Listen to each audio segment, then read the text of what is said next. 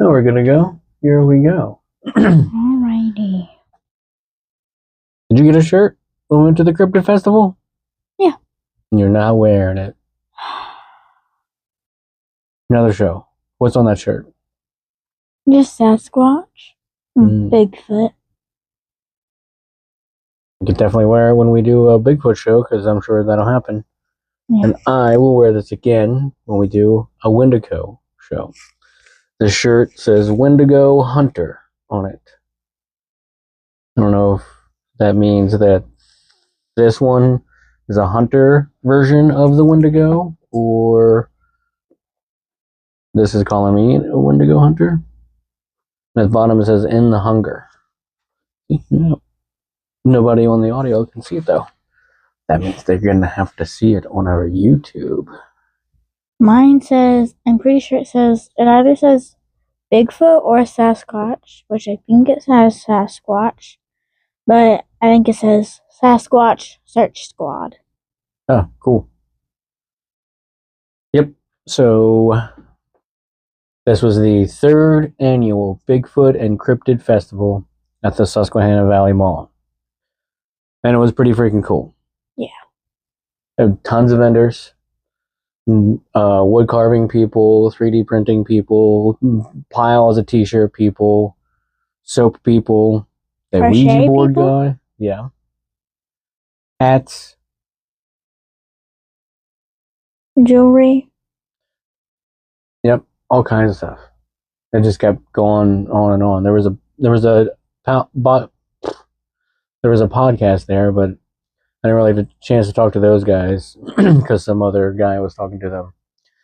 Broadcasting Seeds podcast. I think that's what it was. Didn't really get a chance to talk to them at all. There were books that I was interested in that were about cryptids, especially the one where we got your shirt. That guy is Appalachian Cryptids book. Okay. There's a bunch of them. Yeah. You know, the Appalachian mountain range goes like so far south, like mid-Atlantic area. Yeah. North Carolina, I think there's part of the Appalachians in North Carolina. I could be wrong on that. But where's it, Georgia? I have no clue.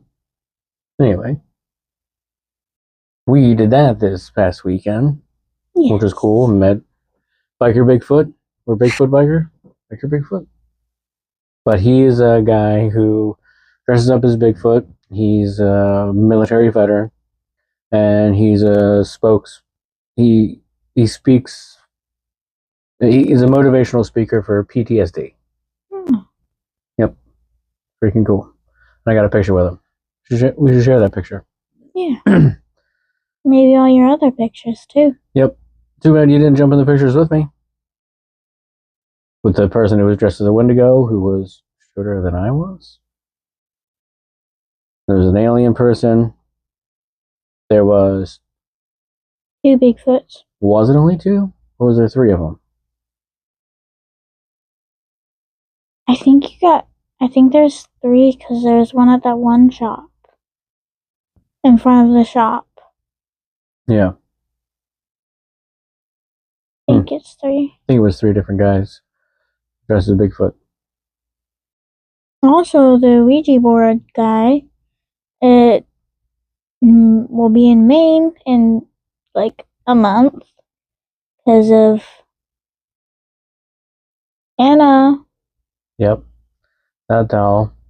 Miss Bell. Yep, we'll go with that. That's for sure.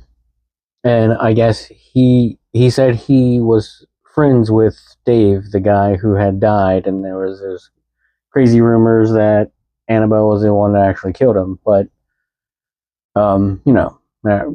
take that with however you want to take it. But he said Dave had some shoulder pain the night before, and he went to the hotel room by himself. And I was like, now, hold on.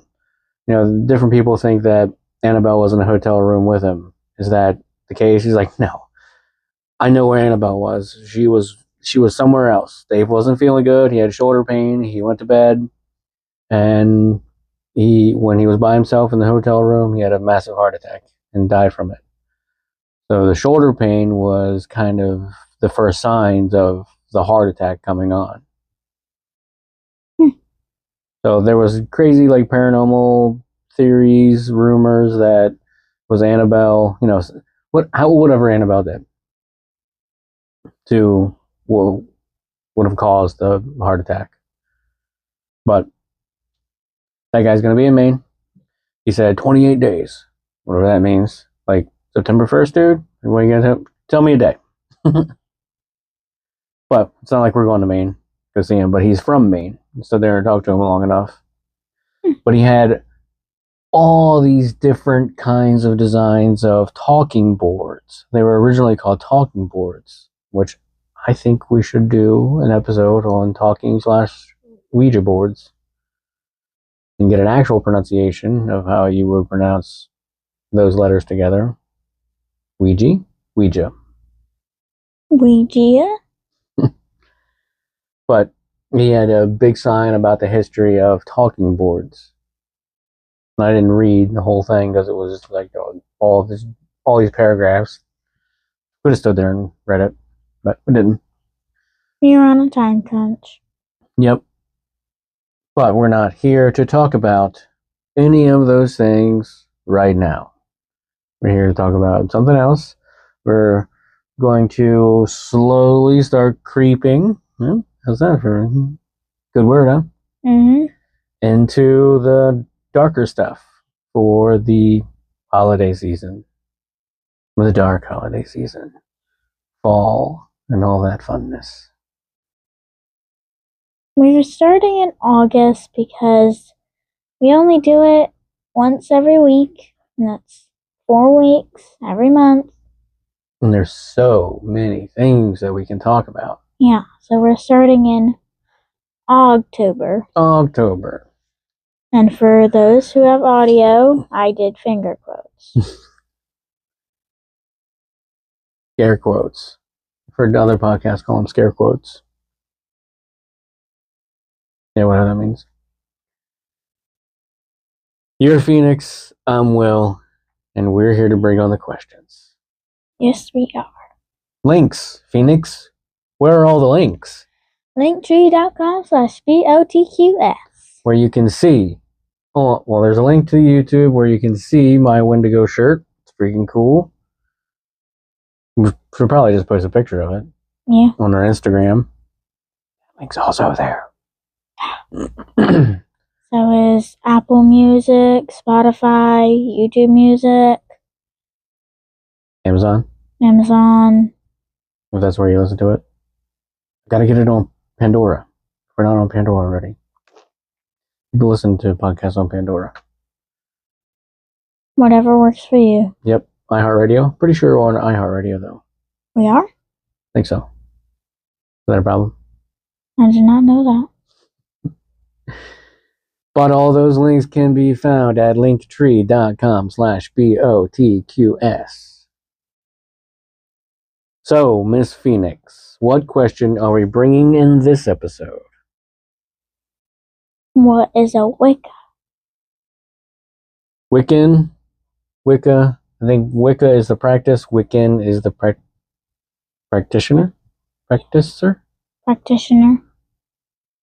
of that particular thing. So, yeah, we're not going to say all the episodes because we didn't do this before.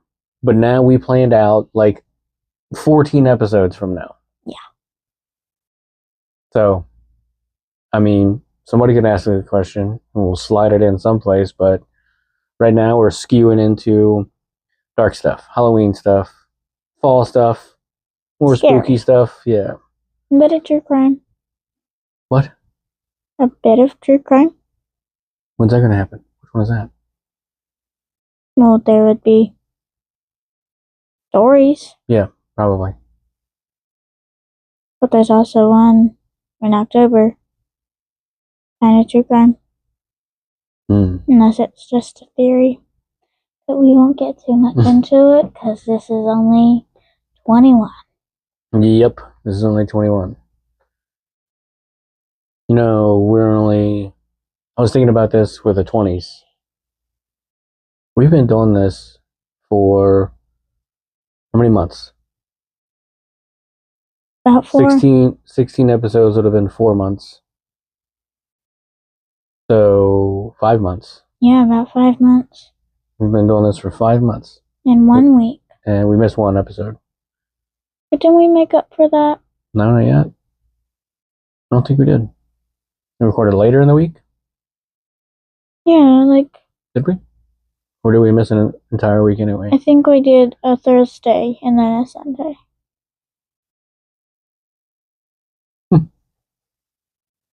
Okay. I think we made up for that this week, but there's probably other weeks we missed. And we'll soon have been doing this for 6 months. Isn't that crazy? Yeah. We just keep getting more questions. All right. But none of them from you. Oh my goodness, calling out the viewers and the listeners. We need more questions from you. And they can be submitted to bringonthequestions@gmail.com. We won't share that link because we don't want to be inundated with spam. But it's easy. bringonthequestions@gmail.com. Or Facebook message, Instagram message. We are on X, although we don't post so much on X for whatever reason. But comment your questions on the video. Ooh, there you go, on Spotify. And leave YouTube. On YouTube. Yep. Spotify doesn't have a video. YouTube can leave comments. I think they can message on YouTube also. Can people message on YouTube? I don't know. I don't think. Okay. I think you can only reply to other people's comments. Oh my goodness, we have been talking about nothing for 12 minutes. Let's get into Wicca. All right. Wicca is a modern, nature-based, neo-pagan religion that emerged in England during the early 20th century. It draws deeply from pre-Christian pagan beliefs, particularly those rooted in ancient Celtic traditions. The defining characteristic of Wicca is its decentralized structure, which grants practitioners significant freedom to develop personal rituals and traditions, often within small groups known as covens, or through solitary practice.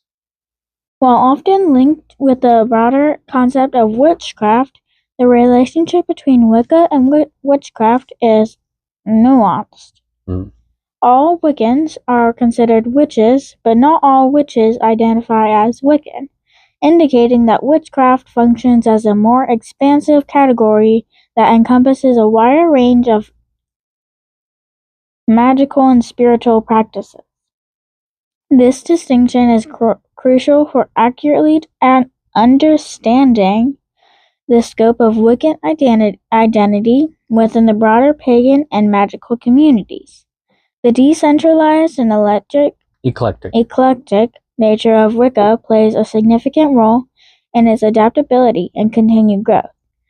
This inherent flexibility allows individuals to tailor the religion to their personal spiritual paths, incorporating elements that resonate with their individual beliefs.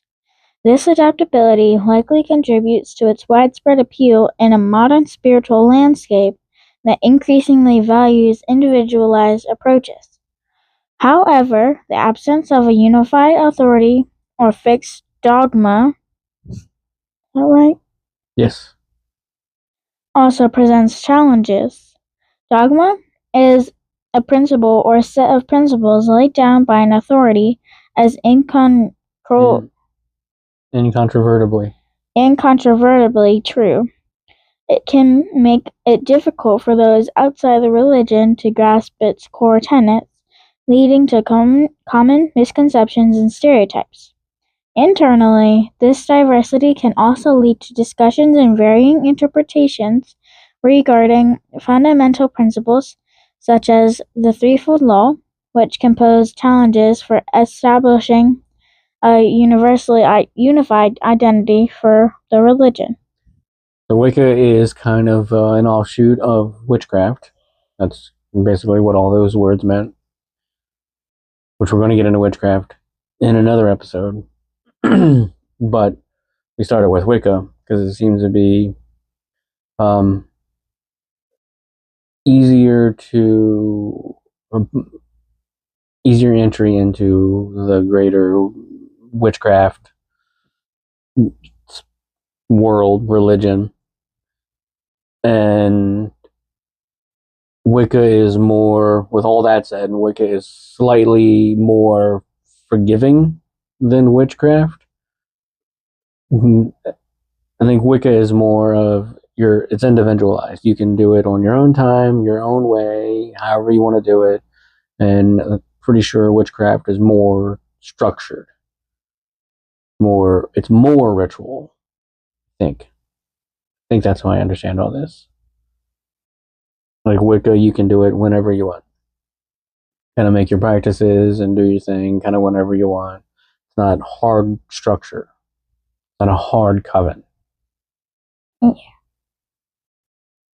At the heart of Wiccan beliefs is a profound reverence for nature, which is viewed not merely as an environment, but as a powerful spiritual force. This deep connection to nature is expressed through rituals that honor seasonal changes and the spiritual energies inherent in the natural world. Wiccans hold among their most cherished beliefs that practitioners should never harm another person, a principle directly stemming from their reverence for nature. This deep reverence for nature in Wicca extends beyond simple environmentalism. It forms the very foundation of its theology, ethics, and ritual practice, positioning nature itself as a primary manifestation of the divine. If the deities are understood to embody the forces of nature, then nature itself becomes sacred and divine. This perspective means that engaging with natural cycles, such as making moon phases or seasonal transitions, is not just an activity, but a profound form of worship and spiritual connection. This contrasts sharply with many Abrahamic traditions, where divinity is often perceived as transcendent and separate from the material world. This theological foundation directly forms Wiccan ethics, particularly the central tenet of the Wiccan Rede. Yes. Which emphasizes harm none. Rede means advice or counsel given by one person to another. If nature is divine, then causing harm to nature or its inhabitants, including humans, is not merely unethical, but is considered sacrilegious. This spiritual framework also explains the common incorporation of herbalism and natural objects into Wiccan rituals. The intrinsic link between reverence for nature and the principle of harm none demonstrates a cohesive worldview where environmental ethics are inseparable from spiritual practice. Mm-hmm. Wicca is predominantly a ditheistic faith, with followers typically worshipping a goddess who is associated with the moon, stars, and earth, and a horned god linked to the sun, forests, and animals. These two deities are understood to represent equally balanced masculine and feminine energies, both considered essential for life, with neither being superior to the other. This emphasis on gender equality extends to human sexuality, which is viewed as a sacred gift from the goddess. However, interpretations of divinity within Wicca are vary considerably. Some practitioners view the goddess and god as dual aspects of a singular entity referred to as the All.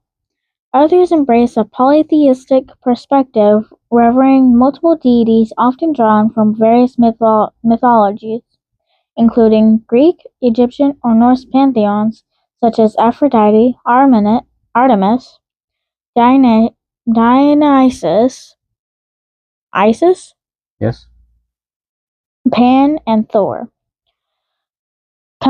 Conversely, some Wiccans adopt an atheist stance, viewing the deities solely as symbolic archetypes rather than literal beings.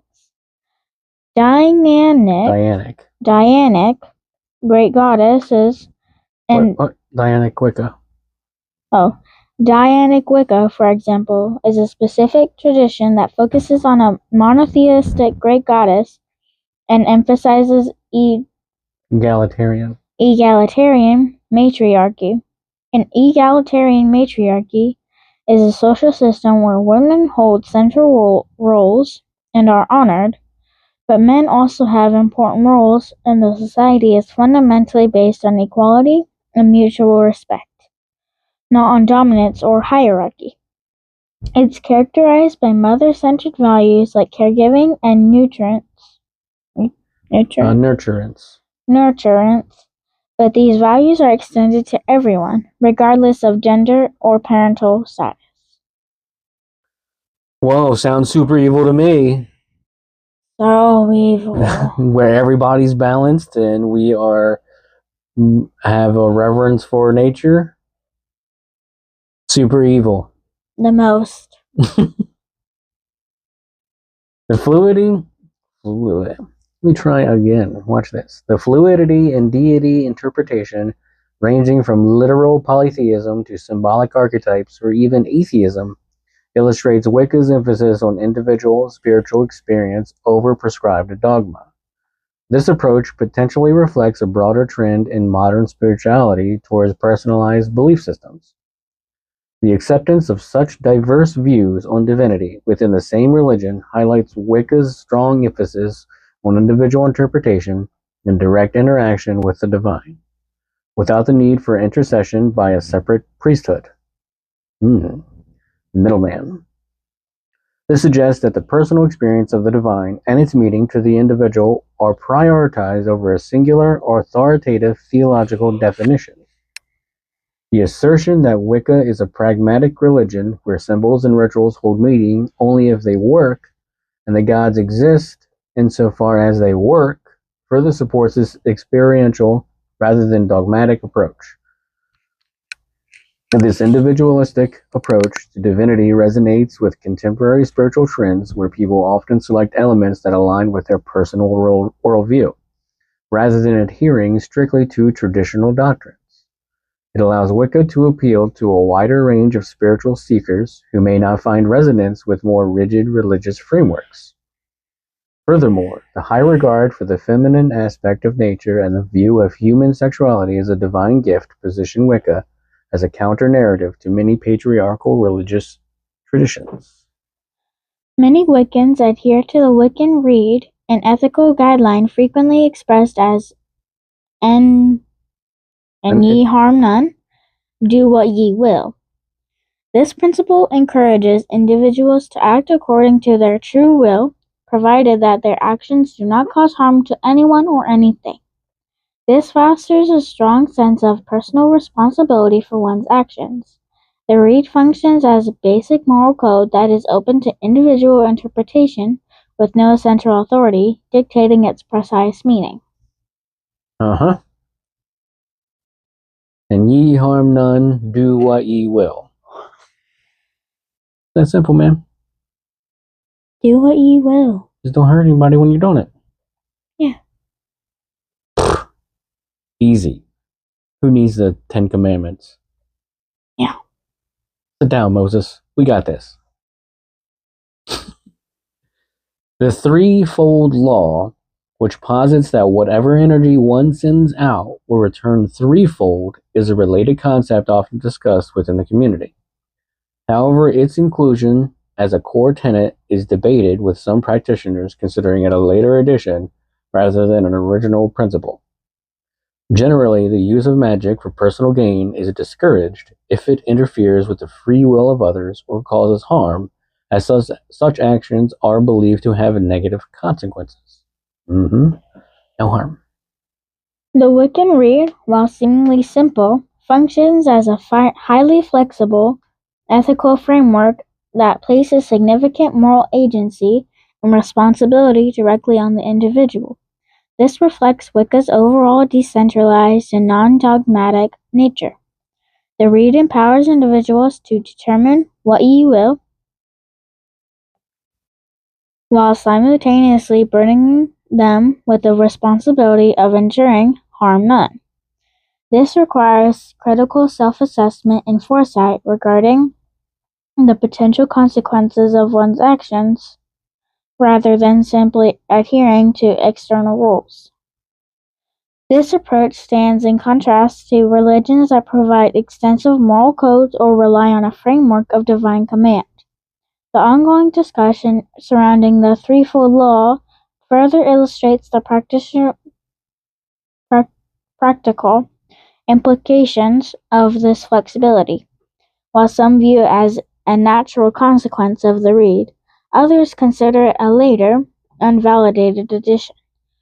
This internal discourse reinforces the idea that even widely accepted principles are subject to individual and communal interpretation, highlighting the dynamic and evolving nature of Wiccan ethics. The popularization of the Rede through media, such as the television show Charmed, demonstrates how pop culture can both disseminate and potentially simplify complex religious concepts, further influencing public perception of Wiccan ethics. You know what Charmed is? You ever watch it? Any of it? I don't know what streaming service it would be on right now. It was on... I don't know if it started on TBS and then stayed when TBS became CW. I'm pretty sure you have no idea what I'm talking about. But it's a show about these three witches who live together. And it was just a kind of a witch show in the 90s with the three ladies, and they were sisters in the coven, and they got up to whatever witches get up to living in a modern world. Sounds like a certain movie, kind of. The Craft? No. Hocus. Hocus Pocus? Yeah. Yeah, witchy stuff. But those witches wouldn't do harm. The witches in Charmed, not so much. I watched some of it. I wasn't religious about watching that particular program. It was for girls, because girls were in it. Well, now you have 4 of them. 5 of them to deal with. Yes. But none of you are practitioners of witchcraft or Wicca. Although your older sister does do a lot of plants, and we've talked about doing tinctures together, which is that kind of natural stuff that was frowned upon in a certain period of time, that you can start you can start feeling better and start treating things from mashing up different plants you find. Herbology. Right. Oh, it's witchy. Stop that. This ain't the medieval times. Exactly. I'd rather mix up a bunch of herbs than pay a bunch of money to go to the hospital. You want to drink some basil tea? I wouldn't mind it if that got me out of a $20,000 bill. Very nice. For a Band-Aid. Nice. Or other things. Basil tea does other things. We have basil growing. We need to prune it, harvest it. It's about harvest time. But it's been growing for a while. So basil is one of the plants that you can pick some off and it'll just keep growing. Most herbs do that. Oh my god, spell work. It's like magic. Yeah. It's just modern day magic. Because that's what plants do. Yeah. They have natural medicines in them for when people didn't have the things we have today.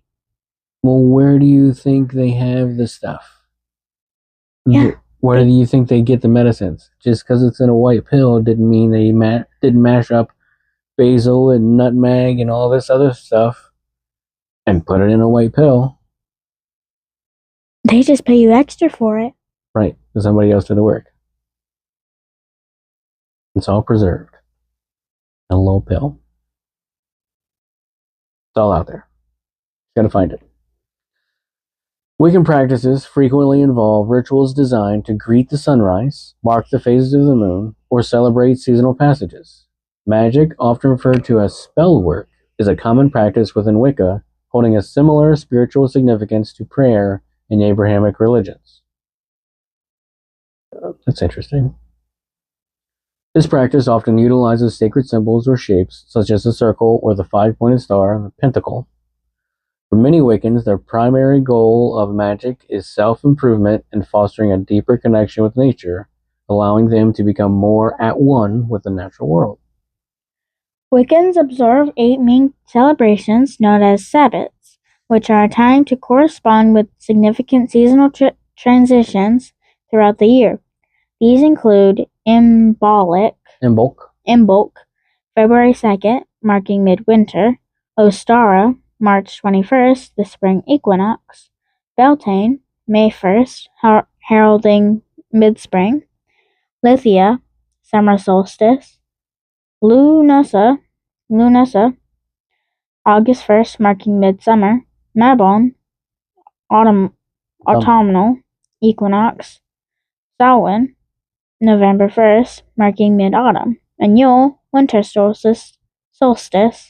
It is important to note that Sabbats are primarily occasions for celebration and for connecting with deities and one's spirituality, rather than being focused on magical workings.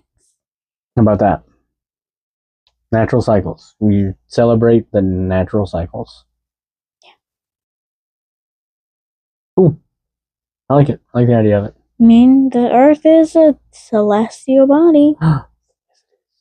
And it can do special things because it has water and oxygen. And humans.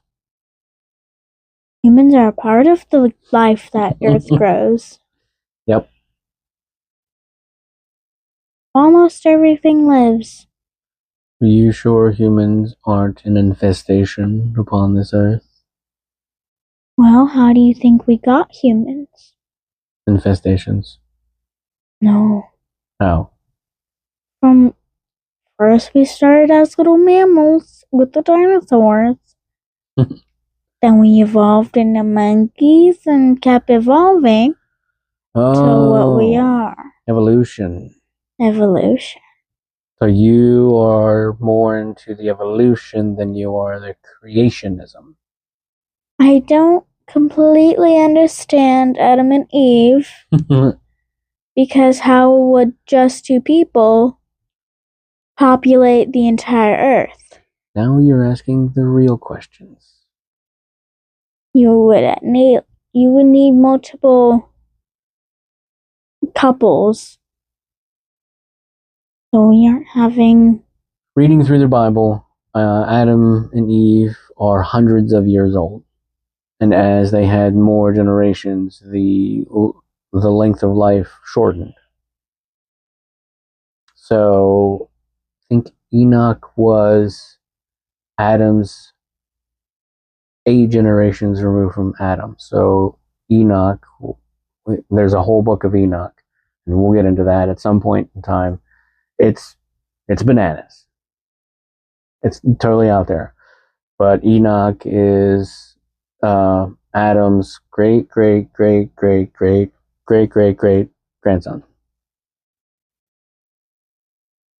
But how would you get the grandson?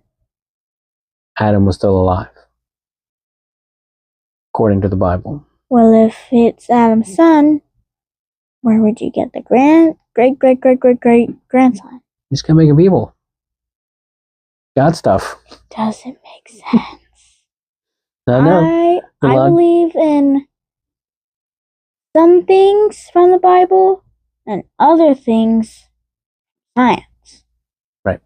Like I know evolution, and I know how the planets and everything was created. Like from Genesis. Sure. From God. God said, created the heavens and the earth over so many days, and then on the seventh day he rested. Sure. And one time he said, "Let there be light," before he rested.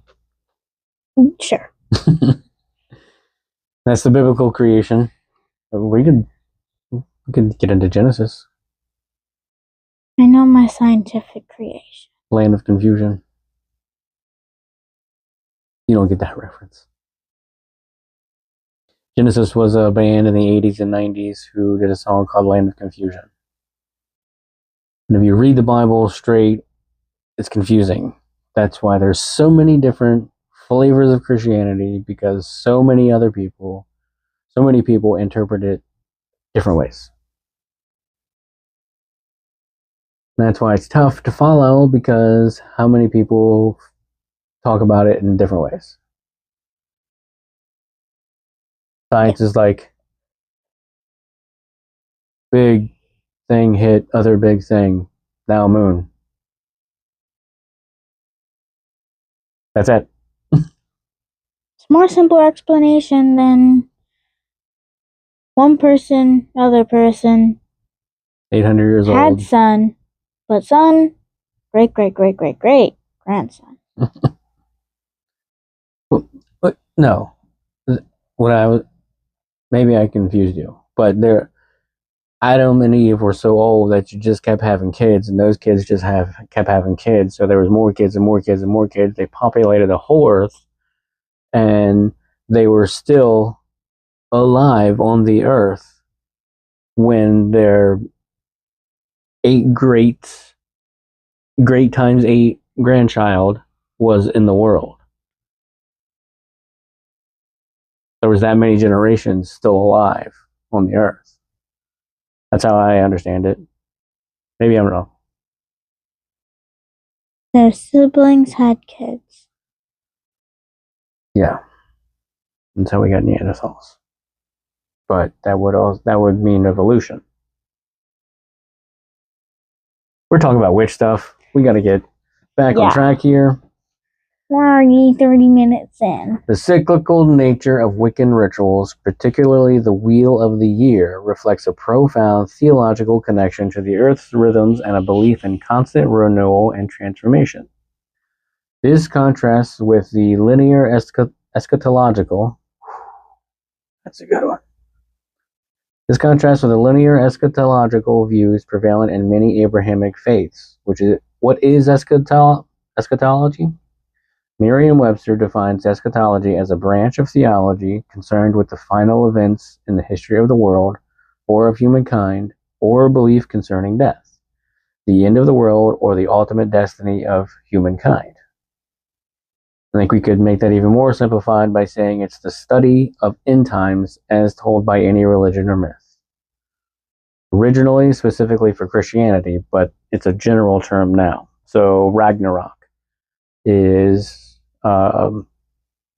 studying Ragnarok, like the Norse mythology, would be the eschatology of Norse mythology, the study of the end time.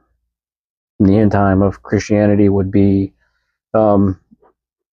when the forces of heaven and the forces of hell clash in the second coming of Jesus, and they take all the worthy to heaven, and then what happens? We don't know. All right, there you go. Wheel of the Year embodies a cyclical understanding of time, life, death, and rebirth. This cyclical perspective suggests a belief in the inherent regenerative power of nature and the divine, where death is not an ultimate end but a transition, a concept reinforced by the belief in reincarnation. By actively participating in these seasonal rituals, Wiccans align themselves with these natural and divine cycles, cultivating a sense of harmony and balance in their lives. This experiential engagement with the divine through nature's rhythm is a core aspect of what it means to be Wiccan. The integration of magic as a tool for self-improvement and for becoming at one with nature further emphasizes this practical, transformative dimension of their faith, where spiritual growth is achieved through active participation in alignment with natural forces. Wicca uniquely allows adherents significant freedom to practice their faith either individually, a path known as solitary Wicca, or within small groups called covens. It is common for many newcomers to begin as solitary practitioners, and this path is considered entirely valid and widely accepted, with neither solitary nor coven practice deemed inherently superior. Covens are typically led by a high priestess and a high priest, while some traditions, such as Gardnerian Wicca, are highly secretive and initiatory, requiring a direct lineage traceable back to Gerald Gardner. Others, like CX Wicca, are openly accessible with no secrecy oaths, and their coven leaders are democratically elected. More on the different flavors of Wicca shortly. Be looking up there. All this talk about like natural forces makes me think of Taoism, which is an ancient Chinese religion, right? And it like is like go with the Tao, which like go with like the flow of nature, go with the flow. That's what we learn in social studies. So it's reminding me of just going with the flow of nature, doing nature cycles, all that. So Taoism is Chinese Wicca, and Wicca is Taoism, Chinese Taoism, or modern day Taoism. Very interesting.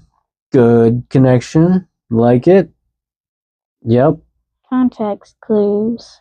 Yep. Dig it. The coexistence? Yep, that's where we're at.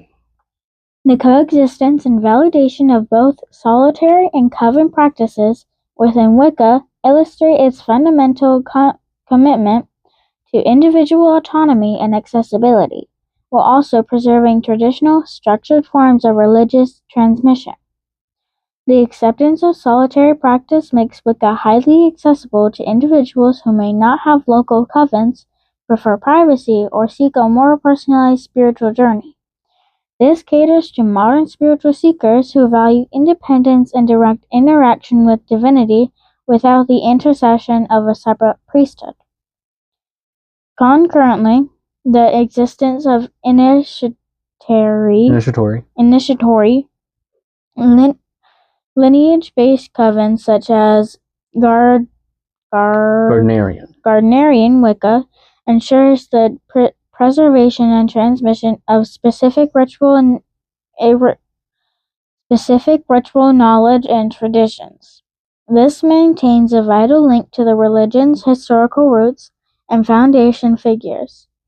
This creates a dynamic tension between individual freedom and the desire for structured, communal religious experience, enabling Wicca to cater to a broad spectrum of needs within its community.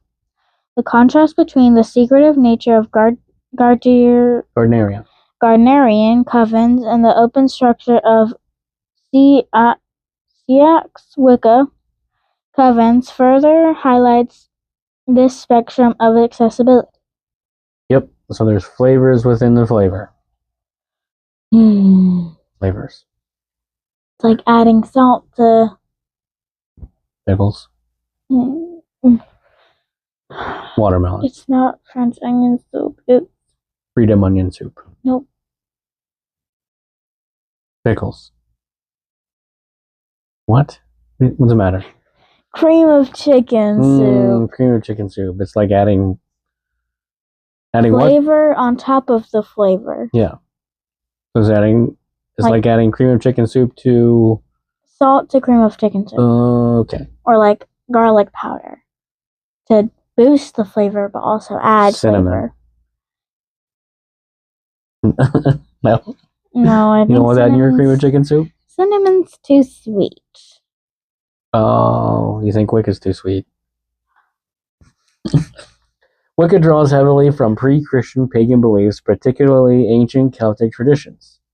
Its modern form emerged in England during the early 20th century, establishing itself as a neo-pagan religion. The rituals and practices of modern Wicca can be traced in part to the influence of Margaret Murray, a first-wave feminist, Egyptologist, anthropologist, and folklorist. She was busy. Her books, most notably The Witch Cult in Western Europe, 1921, inspired British seekers to form covens and structure their worship around her descriptions. Although later scholarship disputed many of Murray's claims regarding historical witch cults, her influence on the early development of Wicca remained significant. The historical narrative of Wicca as a revived ancient religion is complex, blending genuine inspiration from historical paganism with modern interpretations and foundational figures who synthesize diverse occult and folkloric elements. While Wicca asserts ancient roots, the historical evidence, including the disputed claims of Margaret Murray and the eclectic synthesis undertaken by Gerald Gardner, suggests that modern Wicca is more accurately understood as a neo-pagan religion. This signifies a new religious movement that is inspired by and reconstructs elements of older traditions rather than representing a direct, unbroken lineage. This distinction is crucial for an academic understanding, differentiating between an insider, emic, perspective and an outsider, etic perspective. Gardner's method of blending diverse occult and folkloric sources established a precedent for a syncretism that continues to characterize various Wiccan traditions today, such as eclectic Wicca. That this demonstrates that the religion's origins were inherently adaptive and incorporative, laying the groundwork for its current diversity and dynamic evolution. Gerald Gardner, 1884 to 1964, is widely recognized as the founder of modern Wicca, Gardnerian Wicca.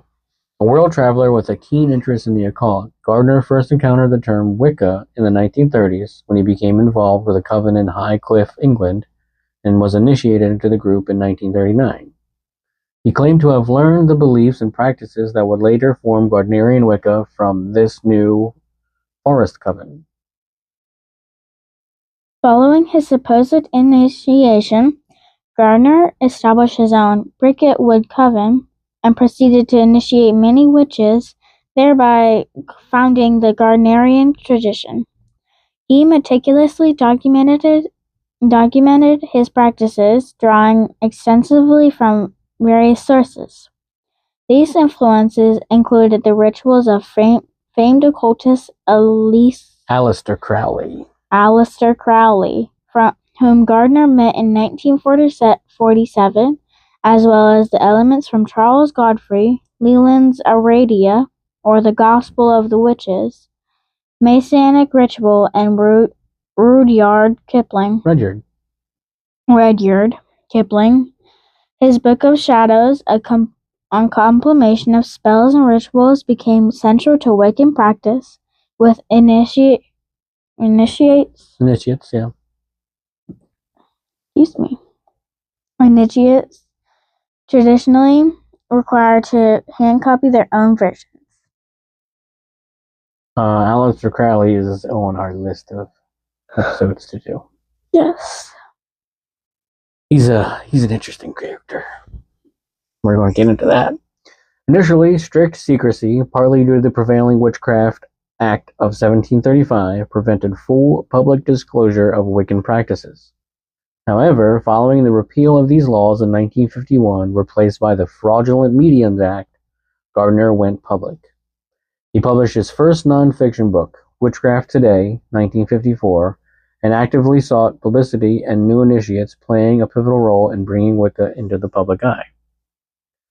Gerald Gardner's role was not merely that of a founder, but a crucial synthesizer and publicist who strategically adapted existing occult and folkloric elements into a cohesive, accessible religious framework, leveraging legal changes to bring it into the public eye.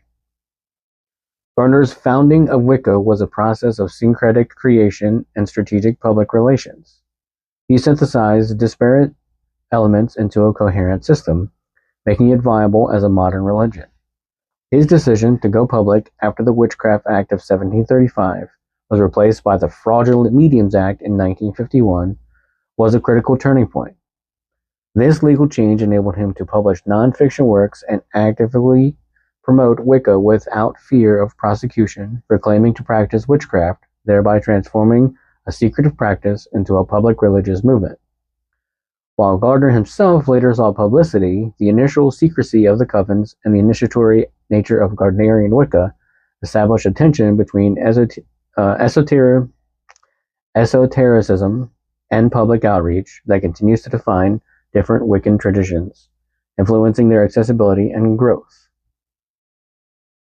The early development of Wicca was a dynamic process shaped by collaboration and divergence among key figures who interpreted and expanded upon Gardner's foundational work. Doreen Valiente emerged as a significant figure and Gardnerian high priestess. She met Gardner in 1952 and, under his guidance, played a crucial role in revising the Book of Shadows to broaden its appeal, notably removing some of Aleister Crowley's more controversial influences.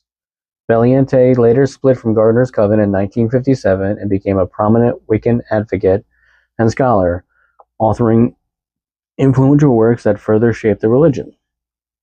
Alex and Maxine Sanders, after being initiated into a Gardnerian coven, founded Alexandrian Wicca in the early 1960s.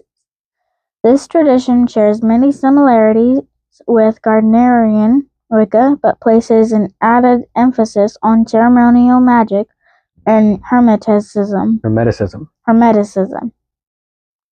It is generally considered less secretive or dogmatic than Gardnerian Wicca, allowing for greater individual growth and adaptation. Their tradition has been extensively documented in books by Stuart and Janet Farrar. At some point, we'll probably talk about Hermeticism too. It's an interesting, not so much religion, but just a practice. I like a religious practice, sort of, but not really religion. Raymond Buckland, a British expatriate, was initiated by Gardner in 1963. He subsequently founded the Gardnerian Brentwood Coven, which is recognized as the first Wiccan coven in the United States. After relocating to New Hampshire, Buckland developed CX Wicca in the 1970s, a tradition that integrated Anglo-Saxon mythology into Wiccan practice and notably eschewed secrecy oaths, making it more openly accessible. The early development of Wicca was characterized by a dynamic interplay of collaboration and divergence among these key figures, leading to the rapid diversification of traditions even in its nascent stages. This pattern of collaboration, such as Valiente revising Gardner's work, followed by divergence, as seen with Valiente splitting, the Sanders founding Alexandrian Wicca, and Buckland creating CX Wicca, demonstrates an organic, adaptive growth model.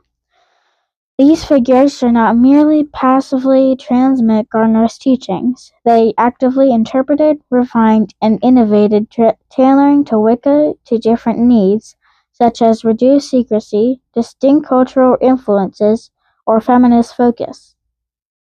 This early diversification laid the groundwork for the highly eclectic and varied landscape of modern Wicca, showcasing the religion's inherent capacity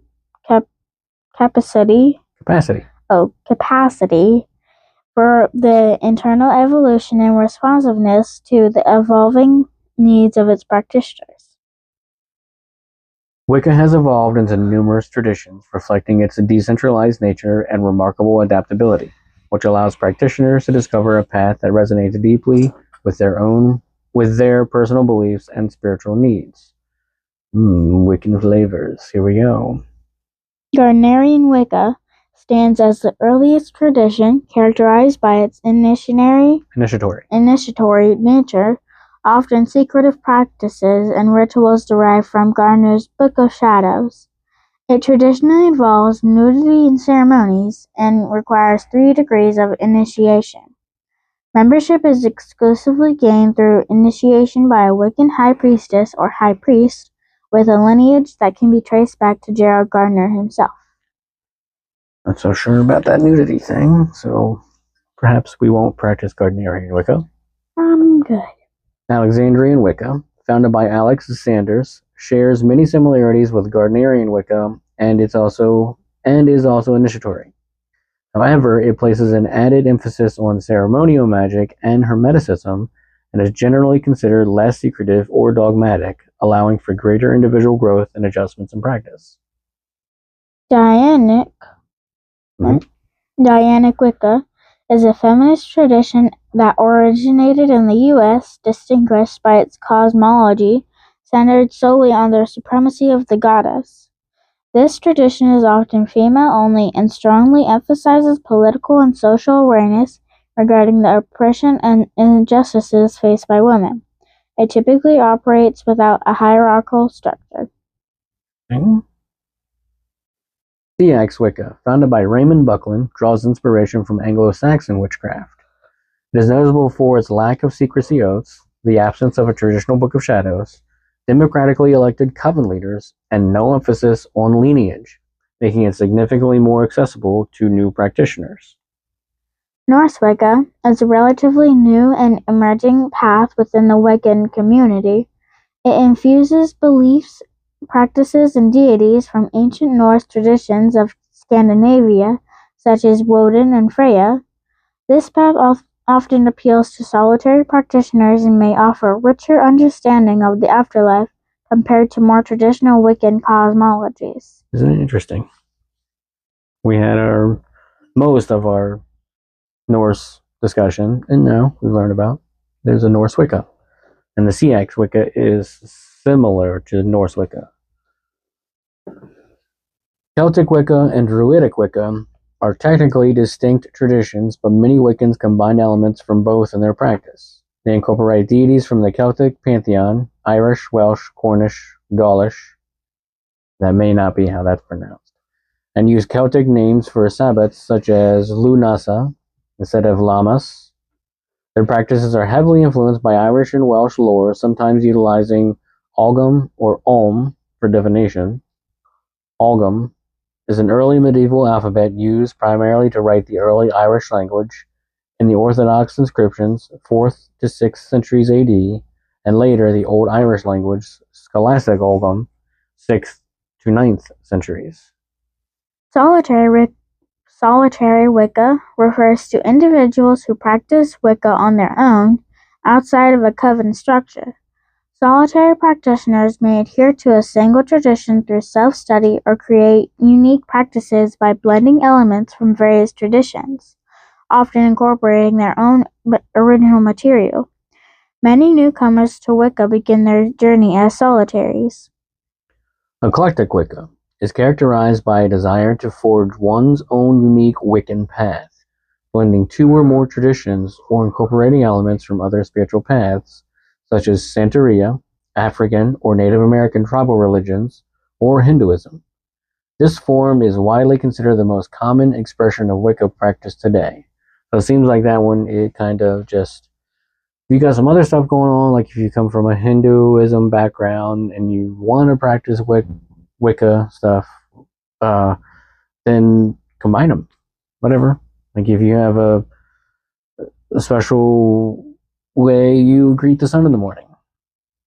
Yeah. Combine them. Whatever. It's cool. You can do it. Yeah. Don't Greet matter. the sun, affirmations, thank the nature for providing, all that stuff. Traditional Craft Wicca, TCW, is a broader category that encompasses Gardnerian, Alexandrian, and their variants. It emphasizes initiatory lineage and specific sacred myths drawn from Celtic, Germanic, and other pre-Christian sources. Hereditary Wicca refers to traditions similar to traditional Wicca, but are specifically passed down through bloodlines or sometimes through marriage. The proliferation of diverse Wiccan traditions, ranging from slightly high-structured and secretive to open and eclectic, reflects a tension between preserving historical lineage and adapting to contemporary spiritual needs for accessibility, personalization, and social relevance. The contrast between British traditional Wicca, with its emphasis on initiatory lineage and secrecy, and more modern accessible forms such as CX Wicca, solitary, and eclectic Wicca, illustrates a fundamental tension within the religion. Traditional forms prioritize the preservation of specific ritual knowledge and historical lineage, often through mystery cult-like structures. In contrast, newer and more widespread forms prioritize accessibility, individual spiritual exploration, and adaptability to diverse cultural contexts. The emergence of Dianic Wicca, with its feminist focus, demonstrates how Wicca adapts to and reflects contemporary social movements, showcasing its capacity for a social commentary and activism within a spiritual framework. The prevalence of eclectic Wicca further indicates a strong desire among practitioners for a highly personalized spiritual path, reflecting a broader societal trend away from rigid institutional religions and towards self-directed spiritual exploration. Do it yourself. Kind of a do-it-yourself natural religion. The development and popularization of Wicca have been significantly shaped by a number of influential practitioners, primarily authors, teachers, and founders of specific traditions. In addition to those we already talked about, here are more we should mention.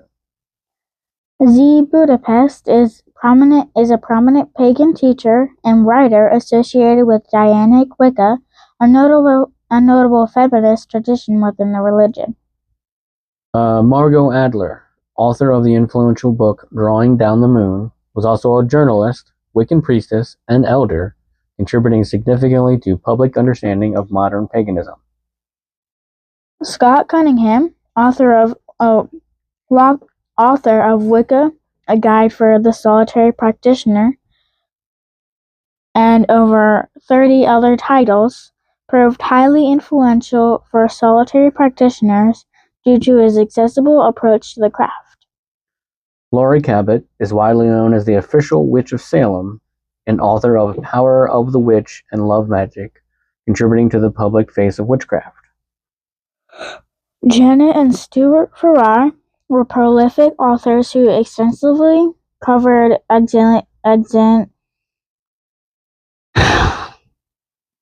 Alexandrian Wicca and other aspects of the craft, making many practices publicly accessible.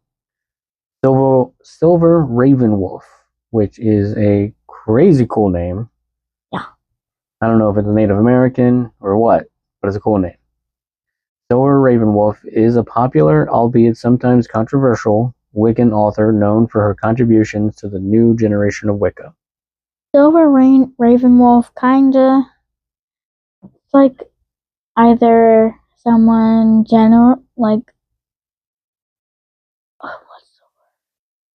randomized their username or they picked that themselves. Right. Sounds like a gnarly username. It does. Phyllis Currat is a shamanic Wiccan, founder of the tradition of Ara, and author of Book of Shadows, Witchcrafting, and The Love Spell. The prominence of authors and educators among notable Wiccans underscores the religion's reliance on written works and accessible information for its dissemination and growth, particularly given its decentralized nature and emphasis on solitary practice. This observation suggests a direct link between the ability to articulate and publish spiritual concepts and the expansion of the religion. Unlike many hierarchical religions that rely on institutionalized clergy for instruction, Wicca's structure, or lack thereof, means that books, articles, and public teachings become primary vehicles for transmitting beliefs and practices. This allows individuals to learn and engage Wicca independently, supporting the widespread adoption of solitary practice. Consequently, those who can effectively communicate and share their understanding of Wicca through written or public means become de facto leaders and influencers, shaping the religion's evolution and public perception. The Bible contains numerous passages that strongly condemn witchcraft and related practices. Deuteronomy 18:9-12 warns against imitating the detestable ways of the nations, specifically listing divination, sorcery, or spiritist, or listing divination, sorcery, interpreting omens, engaging in witchcraft, casting spells, being a medium or spiritist, or consulting the dead, stating that anyone who does these things is detestable to the Lord. Under the Mosaic Law, the penalty for practicing witchcraft was death. The Bible provides an example in 1 Chronicles 10:13, which states that King Saul died because he was unfaithful to the Lord and even consulted a medium for guidance. That level is crazy to me.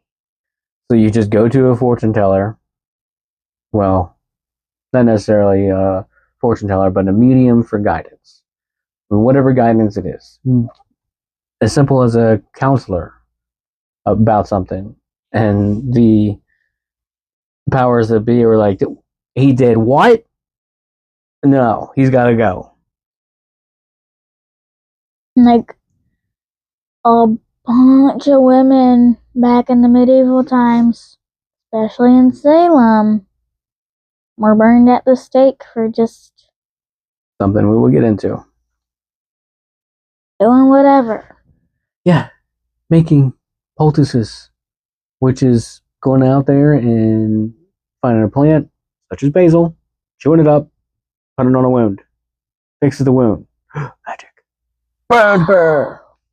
She knows things. In the New Testament, the Greek word pharmakeia, from which pharmacy is derived, is translated as sorcery. Exactly what I was just saying. In passages like Galatians 5:20 and Revelation 18:23. This connection implies that witchcraft and spiritism often involve the ritualistic use of, quote, magic potions and mind-controlling drugs, unquote, and that engaging in practices or taking substances to achieve an altered state of consciousness is considered a form of witchcraft. Don't drink coffee. It'll wake you up. That's witchcraft. Don't use anything to do anything. No. Just, I don't know. From a Christian theological perspective, there are only 2 sources of spiritual power, God and Satan. Seeking spiritually knowledge or power apart from God is considered idolatry, and is closely linked to witchcraft. Idolatry is the worship of idols, which are physical representations of deities or objects seen as divine, or the excessive devotion to anything other than the one true God. In Abrahamic religions, idolatry is forbidden as it contradicts the belief in one God and is seen as the worship of false gods. It can also refer to the excessive attachment or devotion to anything, such as a person, an activity, or material possessions. 1 Samuel 15:23 states, "For rebellion is as the sin of witchcraft, and stubbornness is as in iniquity for idolatry." Idolatry. Anything that you hold, that you do, that prevents you from worshiping God is considered idolatry and sinful. You go to a concert when it's actually time to go to church. Witchcraft is identified as Satan's realm, where he counterfeits God's actions, as demonstrated when Egyptian magicians replicated some of Moses' miracles through demonic power. At its core, witchcraft is seen as driven by a desire to know the future and control events, abilities that belong solely to God, stemming from Satan's original temptation to Eve. Quote, "You can be like God."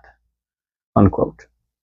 Since the Garden of Eden, Satan's primary goal has been to divert human hearts from worshiping the true God by enticing them with, quote, "suggestions of power, self-realization, and spiritual enlightenment apart from submission to the Lord God." Unquote. Witchcraft is presented as another form of this enticement, and any involvement with it is seen as entering Satan's realm. Self-realization.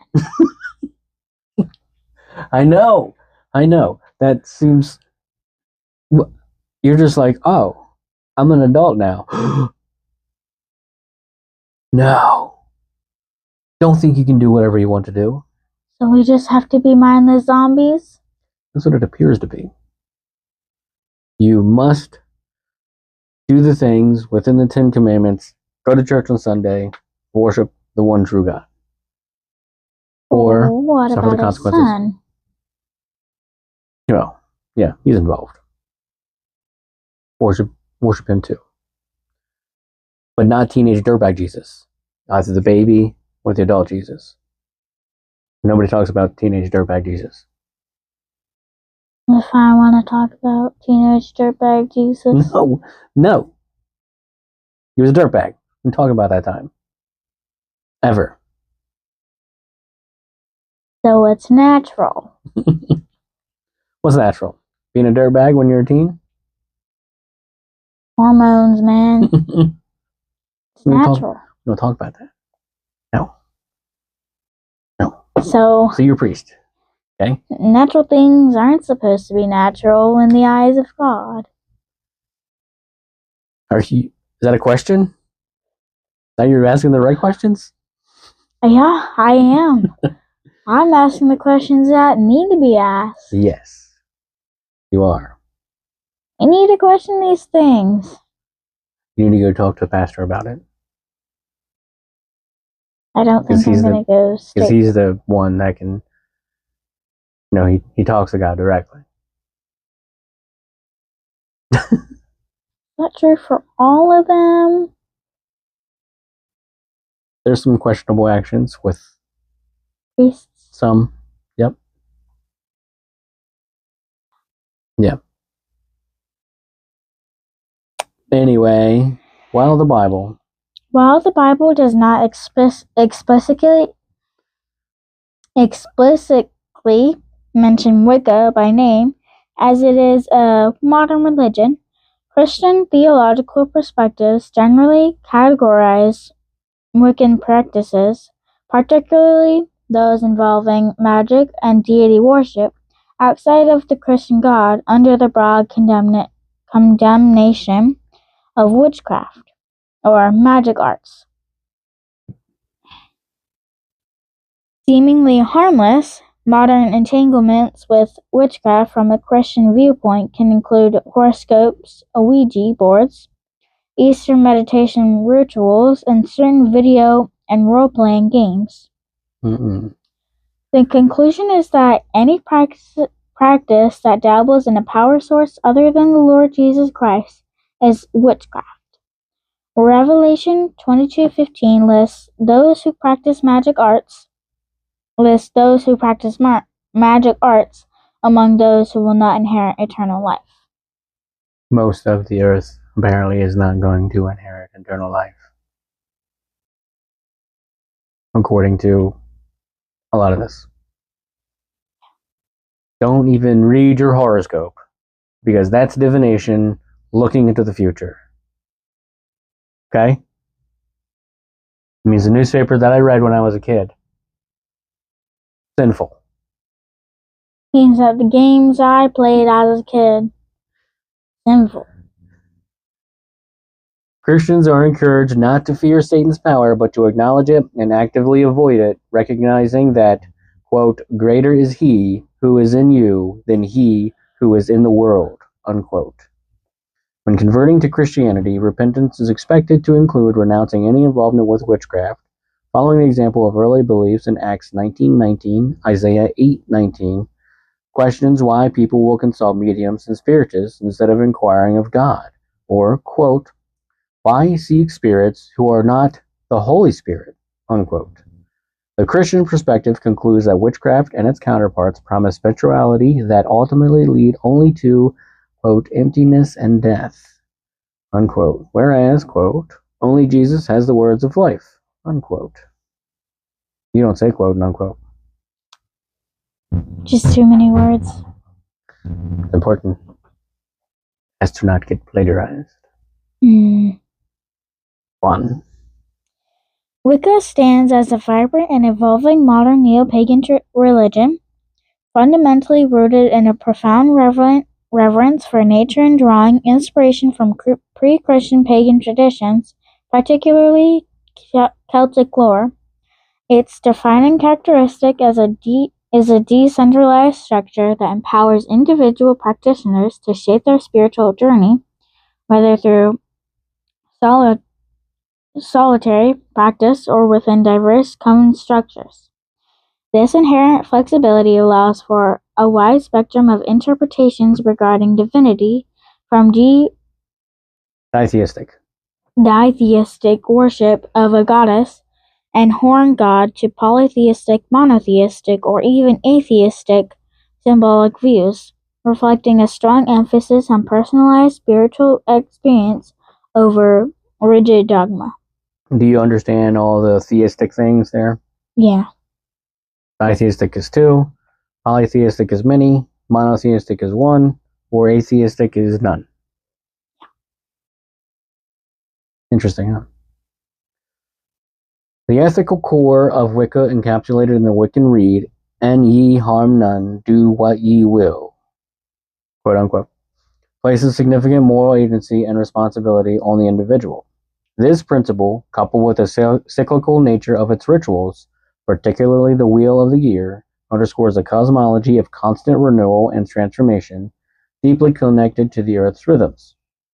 The historical narrative Wicca, while sometimes presented as a direct revival of ancient practices, is more accurately understood as a modern synthesis, largely shaped by figures like Gerald Gardner, who skillfully integrated diverse occult and folkloric elements and strategically brought the religion into public view after legal reforms. The subsequent diversification into numerous traditions, from the secretive Gardnerian lineage to accessible eclectic and feminist Dianic paths, illustrates an ongoing tension between preserving historical forms and adapting to contemporary spiritual and social needs. From a Christian theological perspective, Wicca's practices, particularly its engagement with magic and worship outside the Christian God, are broadly condemned as forms of witchcraft or idolatry, stemming from a belief in two distinct sources of spiritual power, God and Satan. This perspective views any spiritual pursuit apart from the Lord Jesus Christ as entering Satan's realm, leading to spiritual emptiness. Don't be spiritually empty. Don't look at the sun. You crazy? Don't look at the sun every day. Say thank you. In summary, Wicca's enduring appeal lies in its adaptability, its deep connection to nature, its emphasis on personal responsibility, and its capacity to evolve in response to individual spiritual quests and broader societal shifts.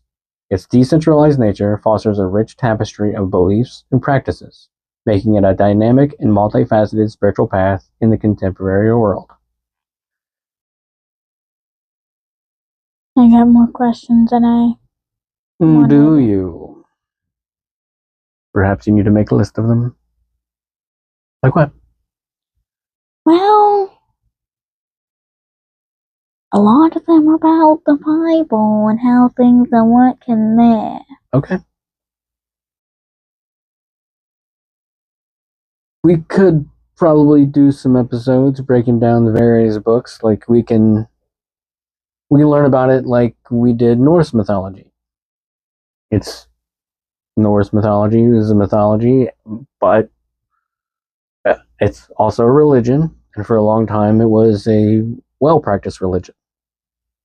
And Christianity continues to be a well-practiced religion. All religions start out as a cult. A few All people, religions do. yeah, but more and more people were convinced that this is the way to do it. By violence. Unfortunately. But we could treat it as a learning thing. Like we could tackle what is the Book of Genesis and slowly get into that kind of stuff. Book of Genesis, Book of Enoch is crazy. No, there's other ones. There's other ones that are like just out there. Mark, Matthew. Yeah, they have their places too, but I know there's a few that were just, I don't know, can't think of them right now, but it's something we could start tackling slowly, surely, get into it. But that was Wicca. Question? What? Wicca is just like natural herbology. Yep. And next time we will get into witchcraft. Just very broad. And darker. Like Wicca, do no harm. Witchcraft, I've got an idea. Ritual.